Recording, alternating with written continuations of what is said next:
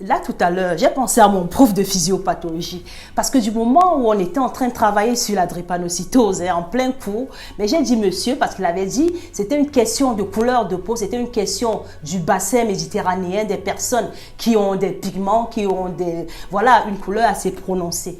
Et moi, j'ai eu le courage parce que j'étais la noire de la classe justement, ça me concernait parce que je devais peut-être prendre cette charge de soigner mon peuple, oui. Donc du coup, j'ai dit monsieur, mais comment ça se fait que ça ne touche que des personnes noires ou métisses ou des personnes un peu bronzées? Il me dit, ben c'est question de marque. Alors les amis, dites-moi ce que vous en pensez parce que jusqu'aujourd'hui, ça me travaille encore cette réponse-là. C'est une question de marque. Il m'a dit, c'est une question de marque. Peu importe ce que j'ai dit, ben il a continué son cours et tranquille. Allez, monsieur, je vous salue.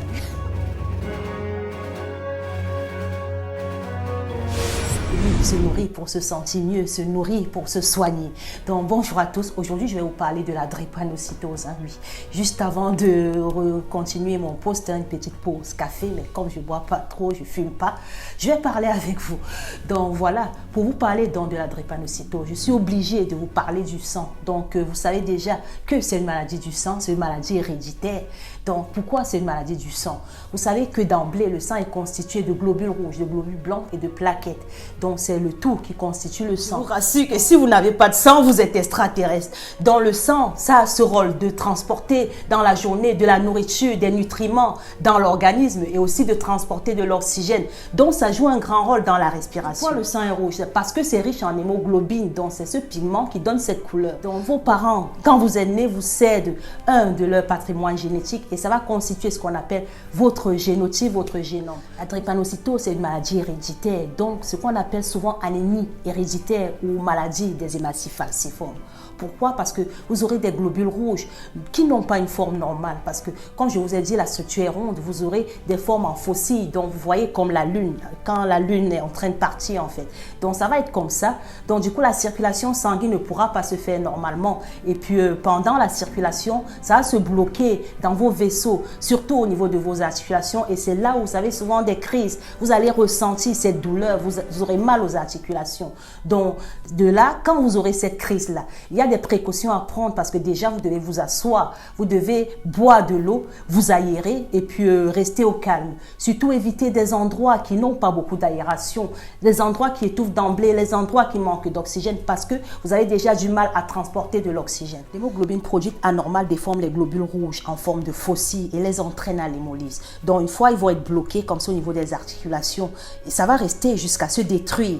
Donc quand on parle de l'hémolyse, c'est la destruction accélérée en fait. Quand vos parents vous lègue de ce patrimoine génétique. Il existe des personnes SC, des personnes S-bêta-thalassémiques, des personnes AA non malades, des personnes AS malades un petit peu et des personnes SS qui portent la forme la plus sévère parce que tous ceux qui sont porteurs du gène S portent le gène de la drépanocytose. Donc je précise pour ceux qui viennent me dire mais je suis AS mais pourquoi je ressens des malaises? Oui, il y en a qui sont chanceux parce qu'on n'est pas pareil face à la santé.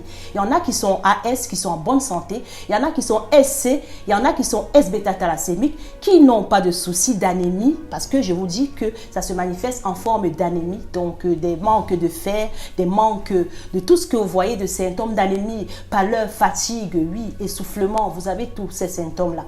Donc, il y en a qui vont ressentir plus ou moins ces symptômes dans la vie quotidienne. Il y en a qui ne sauront même pas qu'ils sont malades en fait. Et puis, il y en a, ils vont se porter bien, mais à une période de leur vie, vont commencer à ressentir des problèmes. Avec les homozygotes SS, oui, le risque de thrombose est plus sévère. Donc, c'est comme c'est la forme la plus sévère, oui, vous avez aussi plus de risque de thrombose parce que du coup, les globules rouges vont s'agglutiner au niveau des articulations. Et puis, vous allez tout le temps avoir cette crise. Donc, masser, pensez aussi au massage.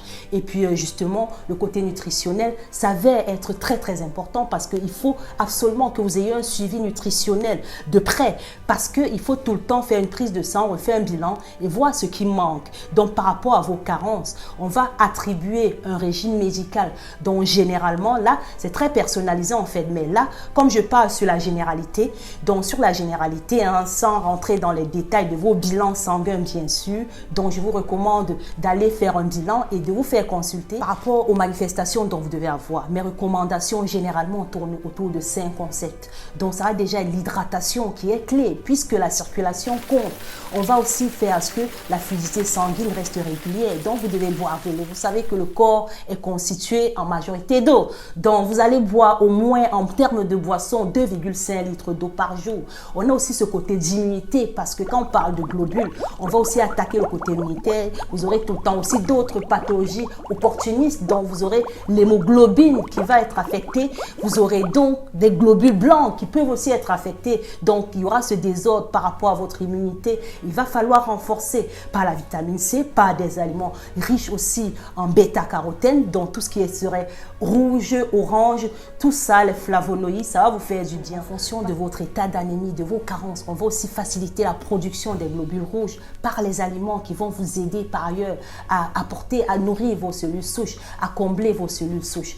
Donc, on va aussi procéder à une augmentation en fer. On va augmenter aussi les protéines, parce que vous savez que pas mal d'hormones, de tout ce qui nous constitue aussi, c'est relié aux protéines. Donc, d'emblée, je recommande d'augmenter vos apports protéiques de 20%. Donc, ça signifie que par jour, si vous aviez à manger, bon, je ne sais pas si vous quantifiez déjà, une quantité normale, disons, à votre faim, essayez d'augmenter un yaourt ou deux, ça dépendra de votre sexe, de votre âge, de votre poids. Oui, bien sûr, donc c'est toujours personnalisé. Demandez, ayez toujours l'audace de demander, et puis je vous répondrai en commentaire ou en message privé si vous voulez que ça garde la nuit. Comme je vous parlais de concept, pour la circulation du sang et le renfort de la qualité des vaisseaux, ça compte. Donc, on va basculer vers tous les aliments qui vont vous aider dans ce sens-là, à ne pas boucher vos vaisseaux, à renforcer la circulation sanguine, à fluidifier le sang. On va veiller à ne pas consommer trop des aliments qui sont osmotiques, donc qui sont trop concentrés en quelque sorte. Donc, les aliments trop salés, par exemple, parce que vous savez que quand on mange trop de sel, ça aura cette faculté d'aspirer, de dessécher les cellules. Donc, ça peut aussi déformer, ça peut aussi jouer sur les globules, en fait. Donc, on va aussi éviter tout ce qui est de trop sucré, parce que si on mangeait trop sucré, qu'on rebascule vers le diabète et qu'on a un sang, en plus de souffrir des massifs falciformes, mais aussi un sang qui est très concentré en sucre, on va aussi risquer de dessécher, pardon, excusez autant pour moi, nos cellules. Donc, faites très très attention à tout ce qui sera d'osmotique. Et puis, la qualité de lipides, ça compte aussi, parce que vous savez que quand on mange des lipides qui sont prédisposés à nous donner plus de cholestérol, on va aussi en souffrir, parce que si on rebouchait nos vaisseaux, en plus des caillots, des plaques d'artérome qui vont couvrir nos vaisseaux, et en plus des hématies falciformes, on aura encore beaucoup de problèmes. Je recommande aussi des cures de détoxification du foie, parce que voilà, on parle de détoxification, mais en quelque sorte, vous allez éviter de surcharger le foie déjà par trop de gras. On va essayer de quantifier les matières grasses et choisir des bons lipides, parce que le foie, c'est l'organe qui stocke le reste en fait de tout ce que nous mangeons. Quand ce n'est pas rentré dans des métabolismes, ça va rester au niveau du foie en majorité. Donc, on va éviter de surcharger le foie, éviter de quantifier ce qu'on mange par jour et ne pas surmanger en fait, de ne pas trop manger plus qu'il en faut pour nous, pour nos divers, voilà, pour ce que notre corps en a besoin pour la journée. On va manger ce qu'il nous faut pour aujourd'hui. On va pas manger pour aujourd'hui, pour demain, pour après-demain. Donc, diminuez dans vos assiettes et quantifiez vos aliments. Déjà, vous devez savoir quelle quantité il vous faut pour aujourd'hui. Et après, voilà, vous essayez d'augmenter ce qui est bon pour vous. Comme je vous ai dit, en termes de protéines, vous pouvez augmenter. En termes de fruits et légumes, vous pouvez augmenter. Pour, voilà, des fruits crus. Vous savez que pas mal de vitamines sont thermosensibles. Donc, je vous recommande des crudités. Donc, essayez d'introduire, que ce soit des fruits ou des légumes dont on mange crus. Essayez d'en manger au quotidien, des portions, au moins 2 portions par jour pour avoir toutes les vitamines qu'il vous faut. Là, pour ne pas basculer vers les compléments alimentaires ou vers les CNO, dont les compléments nutritionnels oraux, dont je recommande aussi parfois dans certains cas, mais c'est sous prescription. Donc, ne vous précipitez pas dessus, s'il vous plaît. Donc aussi, vous devez savoir que quand on est drépanocytaire, on doit prendre ces médicaments régulièrement, éviter les séjours en altitude de plus de 1500 mètres. Les voyages, vous devez les planifier. Vous devez avoir une hygiène de vie impeccable, parce que la propreté, ça compte aussi. Et moindre boule qui monte, moindre plaie, vous devez savoir d'où provient la plaie. Faites attention à vos plaies, parce que vous pouvez avoir une petite plaie, vous négligez. L'hygiène de vie doit être impeccable. Et puis, en termes de compléments nutritionnels oraux ou en termes de compléments alimentaires, pas mal ce souci qui viennent me poser des questions. Est-ce qu'on devrait prendre rapidement du fer ou prendre d'autres vitamines au quotidien combien, du glutathion, etc. Donc, ne vous précipitez pas dessus. Si vous respectez vos bilans sanguins, vous êtes suivi, essayez d'aller au moins consulter tous les 6 mois. Ou au pire des cas, ne passez pas une année, même si tout va bien, de ne pas savoir comment vous vous portez dans votre sang, parce qu'il y a des carences et puis c'est comme ça que vous pouvez tomber et que c'est grave en fait. Donc, vous devez toujours savoir. Merci de m'avoir écouté et à la prochaine.